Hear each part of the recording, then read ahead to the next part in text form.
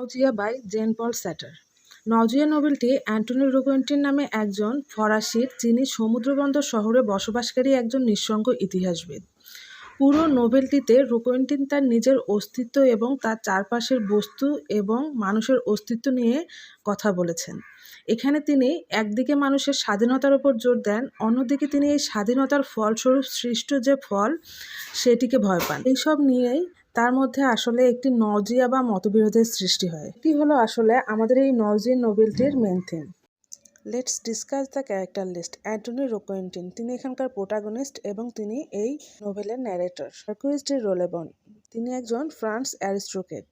The self taught man, এখানে self taught man বলতে এমন একজন মানুষকে বোঝানো হয়েছে যিনি ওখানকার সব বই পড়ে শেষ করে দিতে চেয়েছিলেন। অ্যানি হলো রোকোয়েন্টিনের লাভার। মনসিওর ফাস্কুয়েল হলো ক্যাফে এম্বেলির ম্যানেজার। ডক্টর রোজ হলো ওভারটলি কনফিডেন্ট ফিলো কাস্টমার। চলুন আমরা এখন জেন পল স্যাটারের সেমিনাল নভেল নজিয়া এর সামারি নিয়ে আলোচনা করি, যার রিয়েল নেম হচ্ছে লা নজি।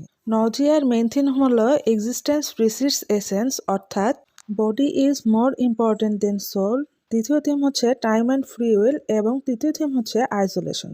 নোভেলটির প্রথমেই বলা হয়েছে যে অ্যান্টনি রোকোয়েন্টিন নামে যে ব্যক্তিটি আছেন তিনি ফার ইস্ট, সেন্ট্রাল ইউরোপ এবং নর্থ আফ্রিকা ঘুরে এসে মার্কুইজ ডি রোলেবন সম্পর্কে একটি ইতিহাস ভিত্তিক বই লিখতে চেয়েছিলেন। তখন তিনি বউভিলে গিয়েছিলেন গবেষণার জন্য। তখন তিনি সেখানে একটি ডায়েরি মেনটেন করতেন। মূলত তিনি ডায়েরিটি মেনটেন করতেন যাতে তিনি চারপাশের প্রকৃতি সম্পর্কে নির্ধারণ করতে পারেন। তবে তিনি ডায়েরি মেনটেন করা সত্ত্বেও তিনি চারপাশের যে পরিবেশটা আছে সেটা সম্পর্কে সঠিক একটা তথ্য দিতে পারলেন না।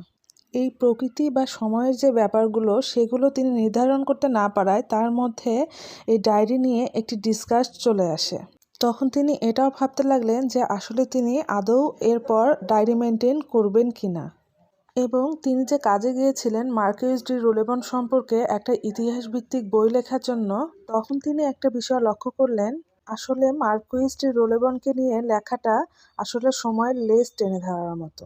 তিনি মানুষের অ্যাবসলিউট ফ্রিডমটাকে বিশ্বাস করতেন এবং মানুষের যে অ্যাবসলিউট ফ্রিডমটা পাওয়ার যে একটা ব্যাপার সেটাকে তিনি এনজয় করতে চেয়েছিলেন এবং এটা না পাওয়ার ব্যাপারটাকে তিনি পুরোপুরি বিরোধিতা করেছেন। কিন্তু মানুষ আসলে তার অ্যাবসলিউট ফ্রিডমটা ভোগ করতে পারে না তার দায়িত্বগুলোর কারণে। মার্কুইজ ডি রোলেবনের জীবনটাও ঠিক এরকম এবং তাকে নিয়ে লিখতে গিয়ে তিনি মনে মনে এটা ভাবলেন যে তাকে নিয়ে লেখার আগে তার নিজেকে নিয়ে লেখা উচিত। তখন তিনি মার্কুইজ ডি রোলেবনকে লেখা বাদ দিয়ে দিলেন। তখন তিনি তার চারপাশে যে বস্তুগুলো আছে সেগুলোর অস্তিত্ব নিয়ে আলোচনা শুরু করলেন বা গবেষণা শুরু করলেন। আসলে এখানে আমাদের নোবেলিস্ট জেন পল স্যাটার অ্যান্টনি রোকোয়েন্টিনের মাধ্যমে তার নিজের ফিলোসফিগুলো তুলে ধরার চেষ্টা করেছেন। আর এই চারপাশের বস্তুগুলো নিয়ে গবেষণার সময় তিনি হঠাৎ একদিন এক পার্কে চলে গেলেন এবং একটি সিটে বসে পড়লেন। আর এই সিটে বসে তিনি এটা ভাবতে লাগলেন যে এই সিটটির নাম আসলে সিট কেন করা হয়েছে, এটা তো অন্য কিছুও হতে পারত। আমাদের পৃথিবীতে নাম না জানা আরও অনেক বস্তু আছে। সেই বস্তুগুলোকে মানুষ আমাদের সামনে যে নামে উপস্থাপন করবে আমরা কিন্তু সেটাকে সেই নামেই চিনব। এখানে জেন পল স্যাটার বলেছেন যে কোনো বস্তুই এবং তার নামের মধ্যে একটা গভীর গ্যাপ রয়েছে। তিনি এটাও বোঝাতে চান যে আসলে কোনো বস্তুই এবং তার নামের সাথে আসলে কোনো সম্পর্ক নেই। আমরা একটা জিনিসকে যেটা বলে ডাকবো তার নাম আসলে একটা সময় সেটাই হয়ে যাবে। একটা ছোট বাচ্চা যখন জন্ম নেয় আমরা যদি তাকে হিয়া বলে ডাকি সবাই তাকে হিয়া নামেই চিনবে। আবার ওই বাচ্চাটির নাম যদি আমরা পিয়া দেই তো সবাই ওই বাচ্চাটিকে পিয়া নামেই চিনবে। আর এই দর্শনটি উপস্থাপন করতে গিয়ে জেন পল স্যাটার আমাদেরকে বোঝাতে চেয়েছেন যে যতক্ষণ পর্যন্ত আমরা আমাদের স্বীয় অস্তিত্বে অন্যমনস্ক থাকবো বা বিমূর্ত থাকবো ততক্ষণ পর্যন্ত কোনো কিছুই আমাদের অস্তিত্বকে অনুধাবন করতে পারবে না। জেন পল স্যাটার এক্সিস্টেন্স সম্পর্কে এরা বললেন যে কোনো বস্তুর স্বকীয় উপস্থিতি এবং অনিবার্য দুর্বার উপস্থিতি হলো এক্সিস্টেন্স। জেন পল স্যাটার এটা বুঝতে পারলেন যে প্রত্যেকটি বস্তুরই একটি আবরণ আছে এবং এই আবরণটিকে একটি বাহিরের আবরণ দ্বারা ঢেকে রাখা হয়। এসব নিয়ে ভাবতে ভাবতে তার ভিতরে একটি ফিলিংস গ্রো হলো যাকে বলা হয় নজিয়া এবং তার এই নজিয়া ফিলিংসটির মূলে হলো নাথিংলেস। এদিকে অ্যান্টনি রোকোয়েন্টিনের ফিলোসফিটা হলো মানুষের এক্সিস্টেন্স আসলে অ্যাক্সিডেন্টালি, অথবা কোনো দৈব কারণে হয়ে এসেছে। যেহেতু তিনি গডকে বিশ্বাস করেন না, সেহেতু তিনি মানুষের এক্সিস্টেন্সটাকেও একটি দৈব ঘটনা বলে বিবেচনা করে থাকেন। তার জীবনের আরও একটি ফিলোসফি হলো মানুষের এক্সিস্টেন্স যেহেতু অ্যাক্সিডেন্টালি বা দৈব কোনো ঘটনা, সেহেতু সে তার সিদ্ধান্তগুলো ফ্রি উইলে নিতে পারে এবং তার ফুল ফ্রিডম রয়েছে তার নিজের জীবনের সিদ্ধান্তগুলো নেয়ার। এদিকে সে এটাও আইডেন্টিফাই করতে পারে যে মানুষের এই সিদ্ধান্তগুলোর উপরেই তার ভবিষ্যৎ নির্ভর করছে, অর্থাৎ এই সিদ্ধান্তের একটা ফল আসবে, আর এই ফলগুলোর জন্যই মানুষ আসলে ফ্রিভাবে কোনো সিদ্ধান্ত নিতে পারে না। এজন্য একই সাথে মানুষ তার ফ্রিডমকে হাইড করে এবং সিদ্ধান্তগুলোকেও হাইড করে ফেলে।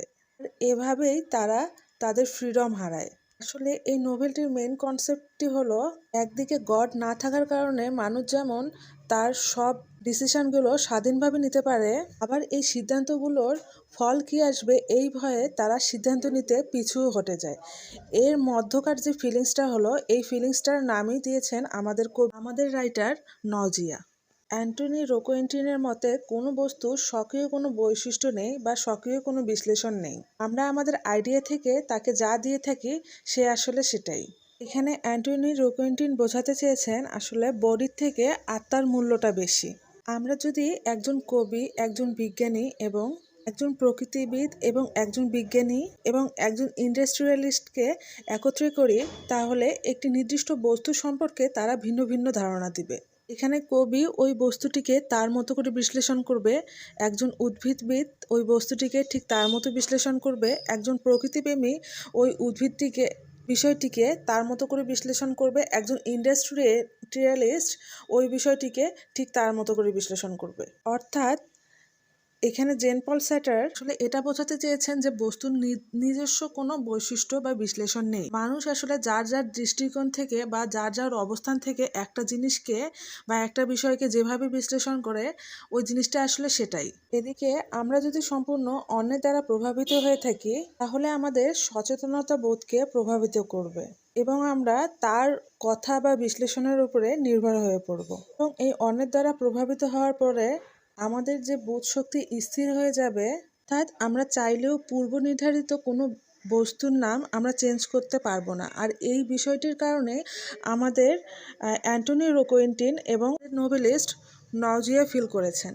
এখানে ক্যাফে অ্যাম্বেলের যে ম্যানেজার ছিলেন মনসিওর ফাস্কুয়েল, তিনি এই ব্যাড ফেইথের দ্বারা সংক্রমিত ছিলেন, কারণ তিনি নিজেকে তার পেশার দ্বারা মূল্যায়ন করতেন, অথচ তিনি নিজেই এটা ভুলে গিয়েছিলেন তার যে পেশাটি আছে সেটি তিনি নিজেই বাছাই করেছিলেন। অন্য কেউ তাকে তার পেশাটা তার উপরে আরোপিত করে দেয়নি। এখানে আমরা এখন যদি সেলফ টটম্যান নিয়ে কথা বলি, তিনিও আসলে ব্যাড ফেইথ দ্বারা প্রভাবিত। তার একটা ইচ্ছা ছিল যে তিনি বউভিল লাইব্রেরির সকল যে বই আছে সবকিছু পড়ে শেষ করে দেবেন। আদৌ কি এটি সম্ভব? সেলফ টটম্যান একদা কুইন্টিনকে বলেছিলেন তিনি সকল মানুষকে ভালোবাসেন, কিন্তু তাকে ওই লাইব্রেরি থেকে বের করে দেওয়া হয়েছিল কারণ তিনি অপর একটি ছেলেকে সেক্সুয়াল হ্যারাসমেন্টের চেষ্টা করেছিলেন। এই যে একটা ব্যাপার, প্রত্যেকটা মানুষ আসলে তার নিজেকে একটি আবরণ দিয়ে ঢেকে রাখে, আর ভিতরে যে আসলে কতটুকু কি আছে নিজেই সেটা বুঝতে পারেন কিনা বা বোঝার চেষ্টা করেন কিনা সন্দেহ আছে। একটি চিত্রের যে অপর একটি চিত্র আছে, এই সব চিন্তাধারাই হলো ব্যাড ফেইথ। এখানে আমরা আরও ব্যাড ফেইথ দেখি অ্যানি এর মধ্যে। এখানে অ্যানি একটি কাজ করে, সে একটি পারফেক্ট সময়ের জন্য অপেক্ষা করে যে একটা পারফেক্ট সময় আসবে এবং তখন সে এনজয় করবে। আসলে পারফেক্ট সময় বলতে কোনো কিছু হয় না, সময়টি থাকে, সেই সময়টিকে মানুষ চেষ্টা করতে হবে ওই সময়টিকেই পারফেক্ট করে নিতে। এই জন্য পল স্যাটার বর্তমান সময়টাকে, অর্থাৎ বর্তমান এনজয়মেন্টকে অনেক বেশি গুরুত্ব দিয়েছেন। অ্যানি এর সাথে রোকোয়েন্টিনের প্রেম ছিল, 4 বছর ধরে তারা কোনো কথাবার্তা বলছেন না। হঠাৎ করে রোকোয়েন্টিনের কাছে একটি চিঠি আসলো যে অ্যানি এই শহরটি ছেড়ে চলে যাবেন এবং তখন যেন রোকোয়েন্টিন তার সাথে দেখা করে। অ্যানি এর সাথে রোকোয়েন্টিন যখন দেখা করলো, তখন রোকোয়েন্টিন অ্যানিকে বলে সে তাকে আবার ফিরে পেতে চায়, কিন্তু অ্যানি সেটি প্রত্যাখ্যান করে, কারণ সে ইতিমধ্যেই অন্য একজন মানুষের রক্ষিতা হিসেবে রয়েছে। সে এখন আর কুইন্টিনকে ভালোবাসতে পারছে না এবং তিনি যার রক্ষিতা হয়ে আছেন তাকেও ভালোবাসতে পারছেন না। এখানে আমাদের সমাজে কিছু মানুষ আছে যারা নিজেকে উপস্থাপন করতে গিয়ে, অর্থাৎ তারা নিজের বাইরের যে আবরণটুকু আছে সেটিকে শক্ত করতে গিয়ে নিজেকে অতিরঞ্জিতভাবে প্রেজেন্ট করে ফেলেন। এই সব কিছুই আসলে এক্সিস্টেন্স মতবাদটিকে ঘিরে রয়েছে। এখানে আরও একটি গুরুত্বপূর্ণ থিম হলো আইসোলেশন। এখানে অ্যান্টোইন রোকোয়েন্টিন নামে যে ব্যক্তিটি আছেন তিনি একজন আইসোলেটেড পারসন, অর্থাৎ তার পরিবারের সাথে তার কোনো সম্পর্ক নেই। এখানে তার পরিবার সম্পর্কে তেমন কিছু বলা হয়নি। তার একমাত্র পরিচিত এবং কাছের মানুষ বলতে আমরা অ্যানিকেই জেনে থাকি, যার সাথে তার অনেক বছর একটা গ্যাপ চলে আসছিল। তিনি এজন্য একা জীবনযাপন করে আসছেন এবং গডের উপর থেকে তার ফেথটি উঠে গেছে এবং এই একা থাকতে থাকতে তিনি বিভিন্ন বিষয় নিয়ে ভাবতে লাগলেন এবং তার এই নজিয়া ফিলিংসটি হলো। অবশেষে আমাদের অ্যান্টোইন রোকোয়েন্টিন আর্টকে খুঁজে নিলেন তার নজিয়া ভাবটি দূর করার জন্য। তিনি চিন্তা করলেন সাহিত্যের মাধ্যমে তিনি তার নজিয়া ভাব থেকে দূরে চলে যাবেন। নজিয়া জেন পল স্যাটারের অস্তিত্ববাদ নিয়ে একটি কমপ্লিকেটেড মতবাদ। ইজি ইংলিশ লিটারেচার অলওয়েজ আপনাদের জটিল এবং কঠিন বিষয় অনেক সহজভাবে উপস্থাপন করার চেষ্টা করে। আপনাদের যদি এই নোবেলটি নিয়ে কোনো সমস্যা বা প্রশ্ন থেকে থাকে তাহলে কমেন্ট বক্সে জানাবেন please. Thanks for watching my video.